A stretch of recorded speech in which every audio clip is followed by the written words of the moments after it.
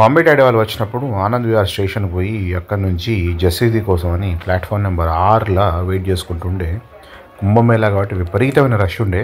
కాకపోతే మేము ముందు పోయినాం కాబట్టి టైం బాగానే ఉండే. డాడీ ఉన్న వీళ్ళంతా ఫోన్ చూసుకుంటూ కూర్చున్నారు.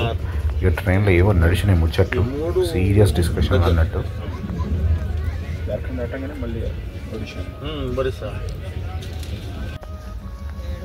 ఈ ట్రైన్ గాజియాబాద్ మీకెళ్ళి పోతుంటుంది మా ఇంటి పక్క నుంచి. ఇక ట్రైన్లో ఏం చేసుకుపోయినాం అంటే బిల్లలు చేసుకుపోయినాం. ఆ రోజు బిల్లలు గిల్ల తినుకుంటా కూర్చున్నాం. మమ్మీ స్వామి ఒక జోకు వేసిండ్రు. ఇక నవ్వుడు కాదు, వాళ్ళు ఒక 5 నిమిషాలు నవ్వుకుంటూనే ఉన్నారు. ఛాయ ఏంటంటే ఇట్లా ఏదో పాలు కాగబెట్టిన వాసన వచ్చిందని మొత్తం జోక్ అయింది. ఇట్లా బొరపాలు కాగబెట్టినాక కాటుపోతే చూడట్టు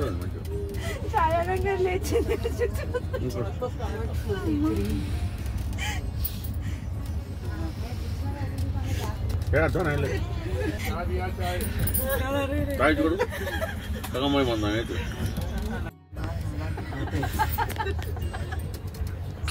సరదైందా, నవ్వుతుండ్రా, ఏడుస్తుండ్రా.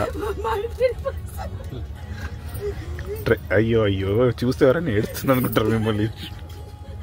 అరే అరే బస్సుగా చాలు.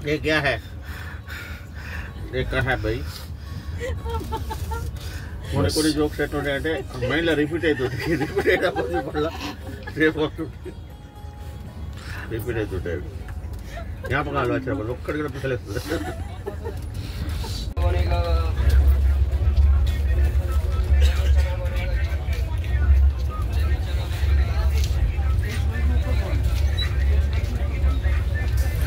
కుంభమేళా చేయబట్టి లక్షణంగా మా ట్రైను 6 గంటల పైనే లేట్ అయింది. పొద్దున 9:30 చేరాల్సిన వాళ్ళు మధ్యాహ్నం 3కి చేరుకున్నాము.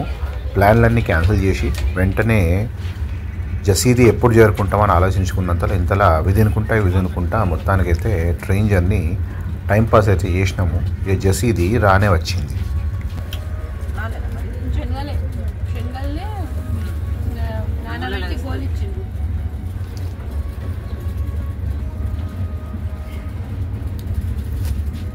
వచ్చాడు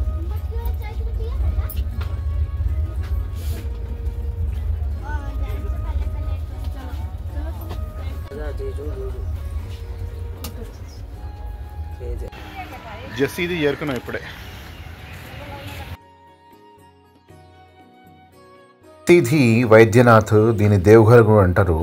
ఇక్కడ రావణుడు తపస్సు చేస్తే జ్యోతిర్లింగం వెలిసింది కాబట్టి దీన్ని రావణేశ్వర జ్యోతిర్లింగం అని కూడా అంటారు. ఎప్పటి నుంచో పోదాం అనుకుంటే మొన్నే పోవుడైంది.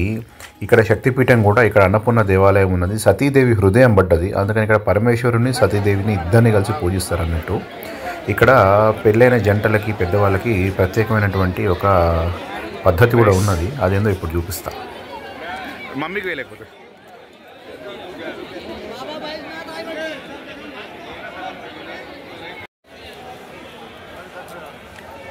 ఇక్కడ ఘటబంధన్ పూజ అని ఇట్లా పెళ్ళైన జంటలకి తల్లిదండ్రులు పిల్లలు అందరికి కలిపి 2 జంటలకి అమ్మవారి గుడికి శంకరుని గుడికి మధ్యలో ఇట్లా ఎర్రటి దారంతో కట్టిపిస్తారు. దీన్ని ఘటబంధన్ పూజ అంటారు.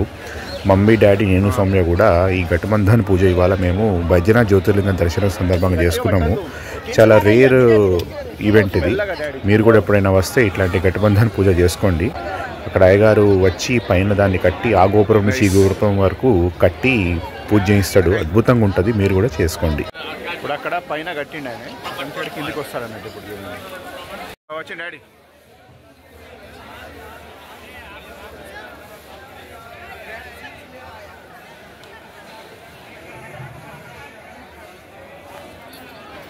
మమ్మీ పో.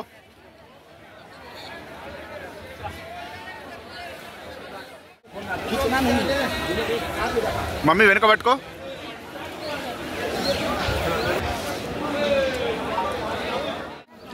మెల్లగా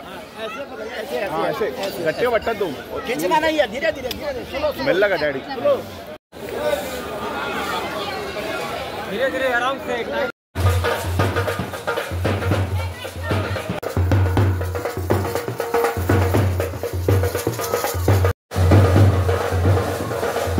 झारखंड में ढाल बात दाल बात ही बात ఈ భాత్ బా ఈ దాల్ బా ఏం తిన్నా పప్పన్నం తినాలంటారు అందుకని పప్పన్నం తింటారు. జసీధి నుంచి పొద్దున్నే మేము గయాకు వెళ్ళినాము. దాదాపు 4-5 గంటలు పట్టింది. ఇక గయా గురించి అందరికి తెలిసిందే కదా. అక్కడ పోతే పితృదేవతలకు సంబంధించినటువంటి పూజలు అవి చేస్తారు. ఆ కార్యక్రమం డాడీ కూడా అక్కడ ముగించుకున్నారు అన్నట్టు.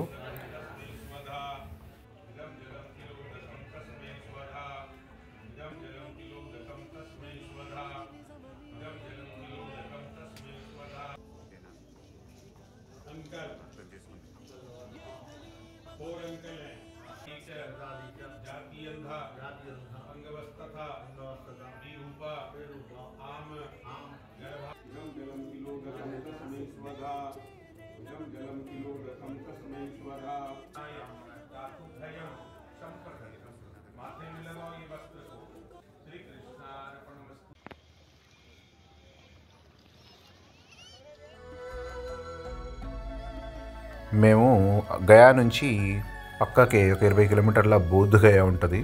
అక్కడ బుద్ధుడికి జ్ఞానోదయమైన ప్లేస్. అక్కడ లోపల వీడియోలు ఉండవు, కాకపోతే 2-3 మంచి విగ్రహాలు ఉన్న ప్లేస్లకు పోయినాము. బుద్ధుడి పార్కుకు పోయినాము. బౌద్ధ గయా చెట్టును కూడా చూసినాము, కాకపోతే అక్కడ వీడియో కెమెరాలు అలా ఉండవు కాబట్టి మన దగ్గర ఏమి ఉండవు. ఇది ఆ ఏరియా అన్నమాట. ఇదంతా అట్నుంచటే మళ్ళీ రాత్రి బయలుదేరి పొద్దున్నే మహాకుంభమేళాకి పోయి మంచిగా త్రివేణి సంగమంలో స్నానం ఆచరించినాము. జలకాలాడినాము. జలకాలాడి స్నానం ఆచరించి వచ్చినాము. నేను స్వామి ఇదివరకే పోయినాము. ఈసారి మమ్మీ డాడీని తీసుకొని మళ్ళీ పోయినాము అన్నట్టు మేము.